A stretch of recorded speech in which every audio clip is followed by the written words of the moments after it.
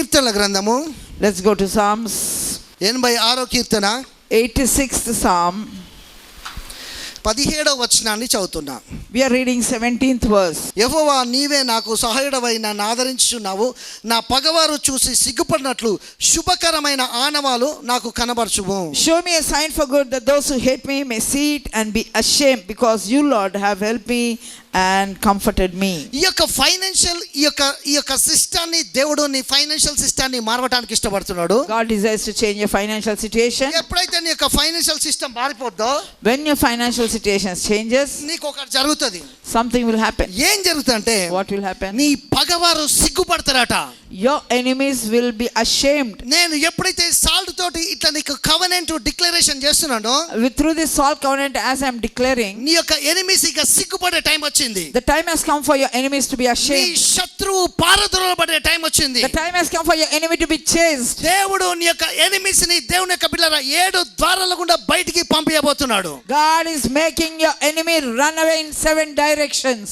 అది నీ బాడీలో కావచ్చు, in your body, maybe finances కావచ్చు, in your finances, నీ స్పిరిట్ లో కావచ్చు, in your spirit. ఎక్కడైనా దేవుడు దాన్ని ట్రిగ్గర్ చేసి బయటికి పంపిస్తున్నాడు. God is going to trigger it and send it out. అందుకే యెహోవా నీవు నన్ను ఆదరించుచున్నావు.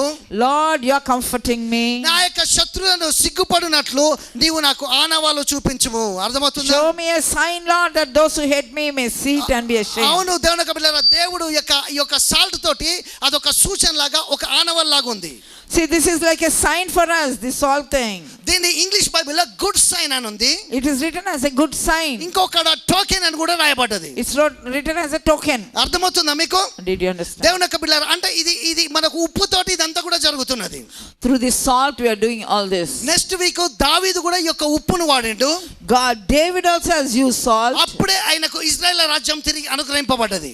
Then he received the kingdom of Israel back again. దేవుడు అదంతా కూడా సాల్ట్ తోటి దావీదు వాడిండు. David also used salt to restore his kingdom. Next week దాన్ని మీకు నేను చెప్పబోతున్నా. Next week we are going to share about it. అయితే దేవుడు ఇది ఒక ఆనవాల్ లాగా పెట్టిండు. Now he has put it as a sign for us. అయితే మనము గ్రేస్ లో ఉండి కూడా ఎందుకు ఈ యొక్క సాల్ట్ ను వాడుతున్నామంటే, though we are being in the grace, why are we using it? Abraham కాలంలో, in the time of Abraham, దేవుని యొక్క బిడ్డలారా ఇంకా ధర్మశాస్త్రం రాలే. when there was no law, అక్కడ లేదు. it's not there. మోషే కాలంలో వచ్చింది. in Moses' time the law came. ఆకాశంలో నక్షత్రాలు చూసినప్పుడల్లా, whenever he saw the stars in the sky, తన పిల్లలాగా తలపోసిండు. he is thinking they are his children. తన పిల్లలు అనుకున్నాడు. he is thinking they are his children. అవి డాడీ పప్పా అన్నట్టు అనుకున్నాడు. he is thinking, oh, they are calling him daddy, papa. అంటే నక్షత్రాలు రాత్రిపూట చూసినప్పుడల్లా తన పిల్లలాగానే తలపోసిండు. whenever in the night he is seeing the stars, he is thinking they are his children. అంటే ఇది ఒక సూచన, శుభమైన ఆనవాలు. ఇది గుడ్ సైన్, ఇది ఒక token. this is a token and this is good sign. ఇట్లా చేసుకుంటూ వచ్చినప్పుడు, as he is doing like this, 100 సంవత్సరాలు కూడా అతనికి పిల్లలు కలిగిన్లు.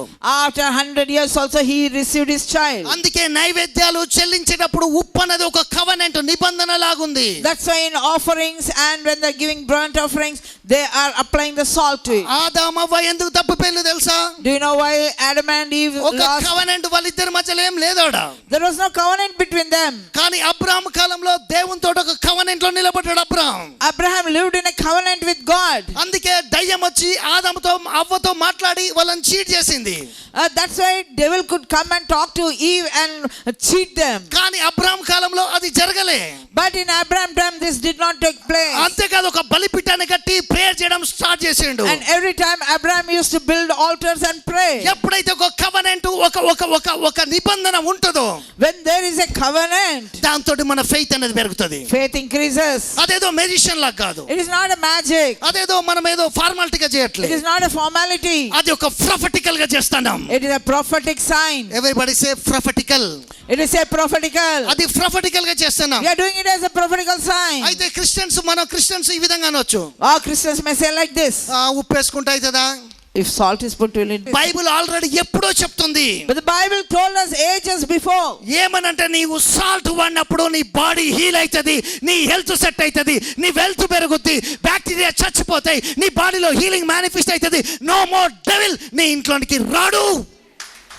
Already God has told us in the Bible that by using salt, devil cannot enter, your health will increase, your wealth will increase, and you're protected. అందుకే మీ గుమ్మాలకు నేను prayer చేసినాక salt చల్లండి. When I pray that salt, put it on your entrance doors. ఎప్పుడైతే నీ entrance గుమ్మాలకు చల్లుతావో, When you put it at your ఆ entrance doors. Salt చూసినప్పుడల్లా, When you see the salt, ఆ కార్నర్ లో సాల్ట్ చూసినప్పుడల్లా, when you see that salt there, నీకు కవెనెంట్ గుర్తొస్తది. you will remember the covenant. అరే దేవుడు చెప్పిండు మా ప్రవక్త ద్వారా మేము ప్రాస్పర్ అవుతామని సాల్ట్ వేసుకోమన్నాడు కనుక సాల్ట్ వేసుకున్నాం కనుక మేము ప్రాస్పర్ అవుతాం, మేము దీంపబడతాం, మా మనీ పెరుగుద్ది, మాకు అద్భుతాలు అవుతాయి, మేము స్వస్థపరచబడతాం. ఈ యొక్క ఫెయిత్ అన్నది ఆకాశంలో నక్షత్రాలు అబ్రహాముకు చూసి ఏ విధంగా పెరిగినాయో నీకు కూడా ఈ సాల్ట్ చూసినప్పుడు అలా ఫెయిత్ అనేది జనరేట్ అవుతా ఉంటది. మెటీరియల్ గా చేసినప్పుడు మాత్రమే మీ విశ్వాసం పెరుగుద్ది. అందుకే you do it. Just do it because you say God has told a prophet and the prophet has instructed. So we are doing it. Whenever you see it, your faith increases. And as you obey to these instructions, you will see the growth and breakthrough in your life. రెండో రాజుల గ్రంథము Let's go to 2 Kings. 6వ అధ్యాయము. 2 Kings 6 chapter. ఇక్కడ ప్రవక్త అయిన Elisha Here the prophet Elisha, ఏం చేస్తున్నాడంటే what is doing? తన డిసైపుల్స్ ఏ విధంగా చెప్తున్నారు, He's telling to the disciples, sir ఇక్కడ మేము ఉండడానికి ప్లేస్ బాగా ఇరుకుగా ఉంది, there it is, we have no place to stay. కనుక మేము వెళ్ళి So we will go. ఈ యొక్క యోర్దాన్ దగ్గరికి పోయి మ్రానులను కొట్టి వాటిని తీసుకొని వచ్చి మేము ఇంకొక దాన్ని కట్టుకుంటాం అంటే విస్తరించాలి అనుకుంటున్నాం. అంటే ఎలీషా అన్నాడు ఓకే రైట్ వెరీ గుడ్. అంటే మీకు ఇక్కడ ఒక విషయం అర్థం కావాలి madam. See, the prophet, they went and told the prophet, see, this place is too small for us, we want to expand, we want to increase, we will go and get the wood and we are going to build it. మీరు విస్తరించుట దేవుని యొక్క చిత్తము. God's will is for you to prosper. అందుకే మంత్రసానులు వచ్చి మగ పిల్లలకు ఆ యొక్క పిల్లలు పుడితే చంపుతాలని ఇజ్రాయెల్లో ఉన్న స్త్రీలు ఇల్లు వాళ్ళు మంత్రసాలు రాకముందే డెలివరీ అవడం మొదలుపెట్టిగా చూడు కథ.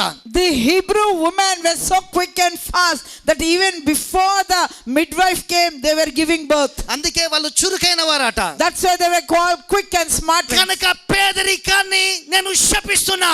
I curse poverty. పేదరికాన్ని ఒప్పుకోట్లే. I do not accept poverty. పేదరికం అనేది దరిద్రత అనేది దురాత్మ. It is a spirit. ఇది ఒక టెర్రరిజం లాంటిది. It is like a terrorism. ఇది క్రిమినల్ ఎఫైర్ లాంటిది. It is like a criminal act. అర్థమవుతుందా మీకు? ఇంకా అర్థమయ్యే భాషలు చెప్పాలంటే To make you understand, ఇది దేవుని కబిల దేవుని చేత శపింపబడ్డది. it is cursed by God. Poverty అన్నది, Poverty, సిక్నెస్ అన్నది sickness, ఒక క్రైమ్ లాంటిది, it is like a crime. ఒక టెర్రరిజం It లాంటిది, is like a terrorism. ఒక క్రిమినల్ ఎఫైర్ లాంటిది, It is a criminal ఒక act. లయర్, ఒక అబద్ధం అది. It is a lie of the devil. దేవుడు చంపేసిన దేవుని చేత శపింపబడ్డ దురాత్మ. It is a spirit that has been already cursed by God. అది మన ఇళ్ళల్లోనికి మన పాకెట్స్ లోనికి మన బ్యాంక్ అకౌంట్ లోనికి రావద్దంటే you use the salt that covenant will work in the name of Jesus Christ. See that it does not come into your house. See that it does not operate in your family. To prevent it from coming into your place, use salt. నువ్వు ఎప్పుడైతే salt ను వాడతావో When you use salt, tremendous గా miracles manifest అవుతాయి. tremendously miracles will manifest. Super natural glory manifest అవుతుంది. Supernatural growth, glory will manifest. మత్తయి సువార్త Matthew 5వ అధ్యాయము 5th chapter 13th verse నేను చదువుతున్నా. 13th verse. మీరు ఈ లోకానికి ఉప్పు అయినారు. ఉప్పు నిస్సారమైతే అది దేని వల్ల సారము పొందును? అది బయట పరవేయబడి మనుషుల చేత తొక్కబడుటక కానీ మరి దేనికి కూడా పనికిరారు. మీరు లోకములకు వెలుగై ఉన్నారు. You are the salt of the earth, but if the salt loses its flavor, how shall it be seasoned? It is then good for nothing but to be thrown out and trampled underfoot by men. You are the light of the world. A city that is set on a hill cannot be hidden.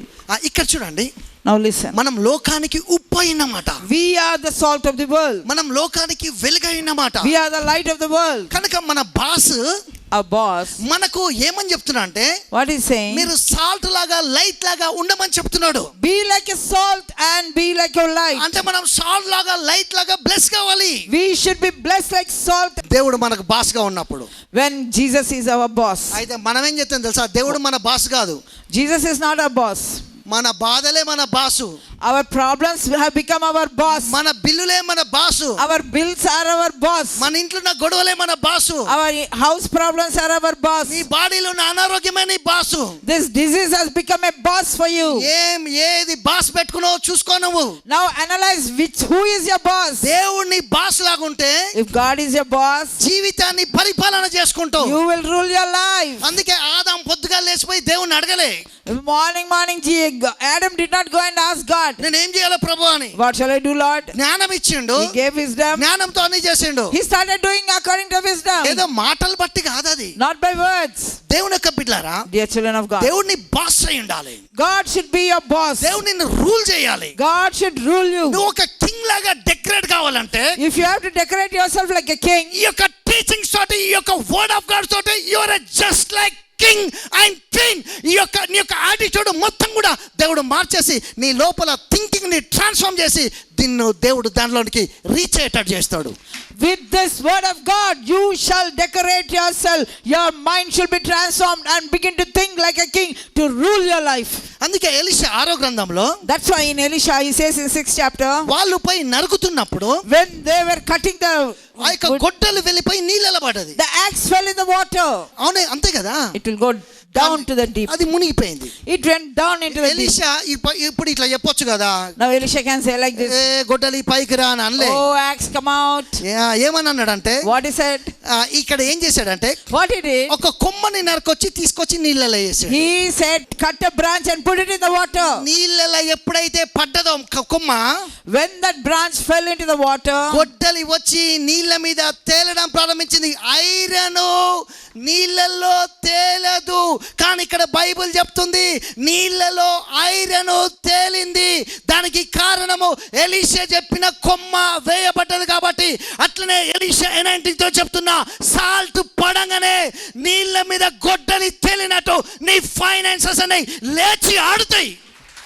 as soon as the branch fell into the water, the dynamics of the iron axe changed. It started to float and they took it. In the same way as a prophet of God, under the unction of Elisha's anointing, I am saying, when you take the salt, the dynamics of your finances will change. The finances will start rising up in your life. నీ బాడీలో health అన్నది overflow అవుతుంది. Your health will overflow. అర్థమవుతుందా?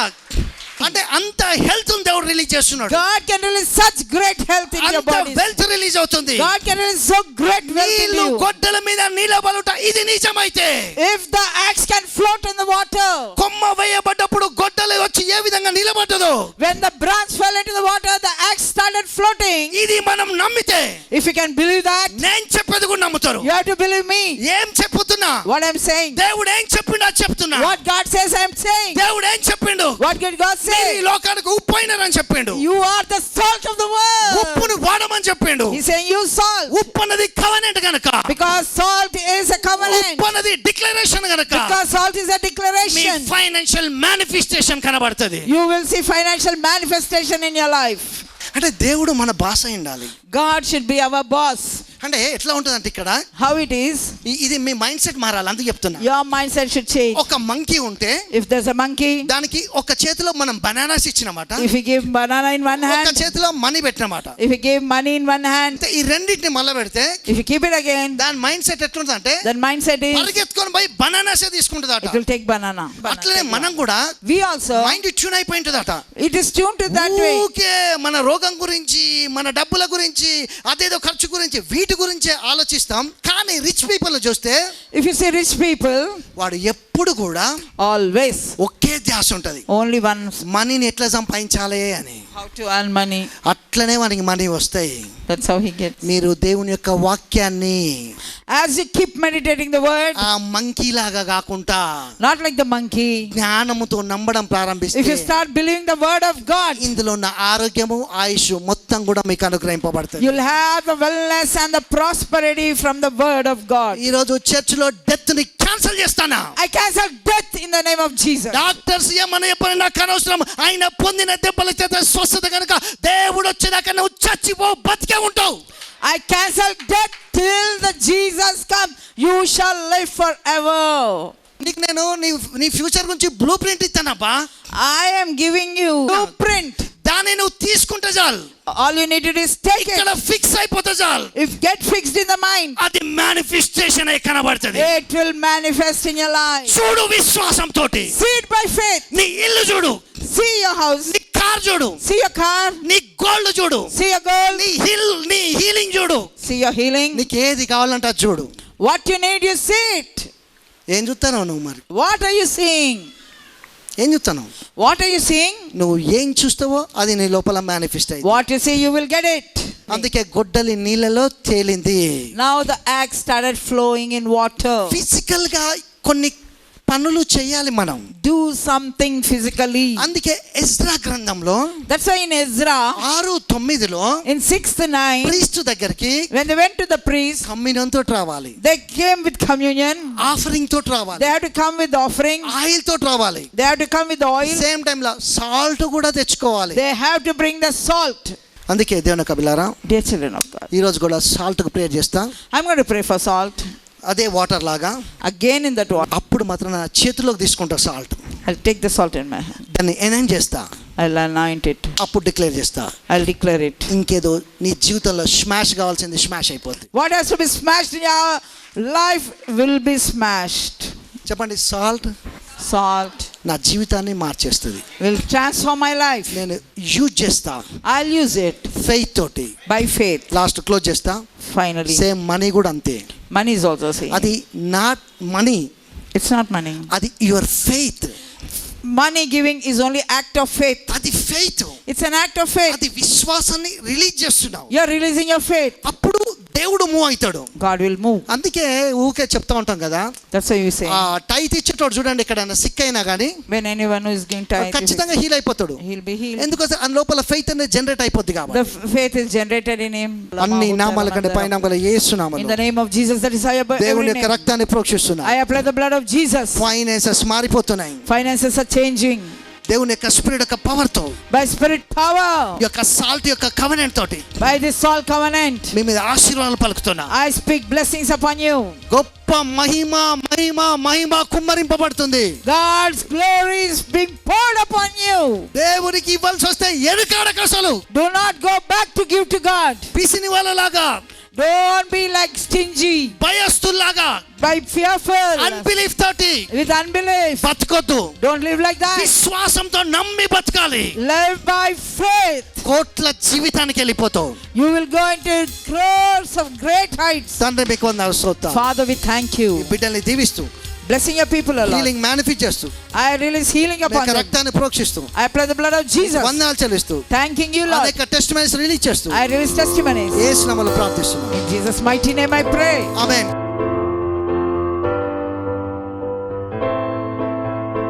అన్ని నామాల కంటే పైన యేసు నామములో In the name of Jesus, that is high above every నువ్వు name. ఏదైతే ఇక్కడ రాసినవో Whatever you wrote here, అది రిలీజ్ అయిపోయింది యేసు నామములో. everything has been released. చెప్పుకో, దాన్ని రిసీవ్ చేసుకుంటున్నా. I receive the blessings of God. యేసు నామములో రిసీవ్ చేసుకుంటున్నా. I receive the blessing. ఈ యొక్క కమ్యూనియన్ కోసం కూడా ప్రేయర్ చేస్తున్నా. Lord, I pray for this communion మీ యొక్క also. రొట్టె ద్రాక్ష రసంతో వీటిని దీవిస్తున్నా. I bless this bread and wine. ఇదిగో విరబడి ఈ శరీరాన్ని తిని Lord, taking part in your body and your me blood. యొక్క రక్తాన్ని తాగండి. As we drink the blood, మహిమగల కార్యాలు do జరగబోతున్నాయి. glorious things, O Lord. మీరు కోరుకున్నది జరిగేటట్టు ఆజ్ఞాపిస్తున్నా. Whatever your desire, may it be fulfilled. ఆయన నామములో ఏది అడిగినది జరిగేటట్టు ఆజ్ఞాపిస్తున్నా. Whatever you ask in His name, it shall be done. ఈ బిడ్డల్ని దీవిస్తూ మహిమ చేత నింపుతూ Giving them, blessing your people, O Yesu Lord. నామములో ప్రార్థిస్తున్నా. In Jesus' mighty name I pray.